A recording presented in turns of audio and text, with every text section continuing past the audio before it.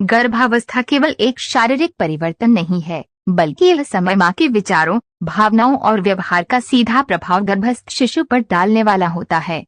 शास्त्रों में कहा गया है, यद भावम तद भवति, यानी माँ जैसा सोचती और सुनती है वैसा ही संस्कार बच्चे में आता है। इसी सत्य को सिद्ध करने वाली एक प्रेरणादायक कथा है संत नारद और प्रहलाद की। संत नारद और प्रहलाद की कथा। बहुत समय पहले एक असुर राजा था हिरण्यकश्यप। वह अत्यंत बलशाली और अहंकारी था। उसने कठोर तप करके वरदान प्राप्त किया कि कोई भी देव, दानव या मनुष्य उसे मार न सके। इस वरदान से वह और भी अहंकारी हो गया। वह चाहता था कि पूरी सृष्टि केवल उसकी पूजा करे और कोई भगवान का नाम न ले।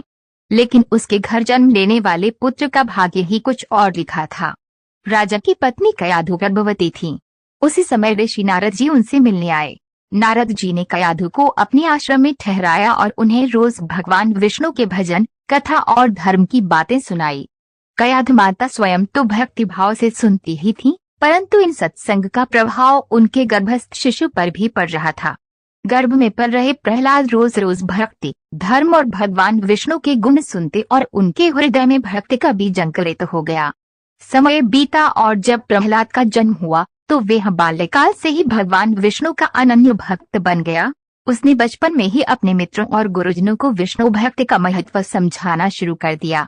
हिरण्यकश्यप ने अपने पुत्र को रोकने और भगवान का नाम लेने से मना किया, परंतु प्रहलाद ने पिता की एक न मानी।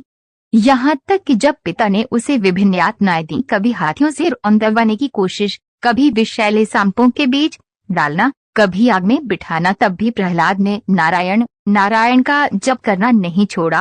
अंततः भगवान विष्णु ने नरसिंह अवतार लेकर प्रहलाद की रक्षा की और हिरण्यकश्यप का वध किया। इस प्रकार एक असुर कुल में जन्म लेकर भी प्रहलाद महान भक्त और धर्म के आदर्श उदाहरण बने। ये कथा हमें यही सिखाती है कि गर्भावस्था में माँ जो भी सुनती, देखती और सोचती है, उसका सीधा प्रभाव बच्चे पर पड़ता है।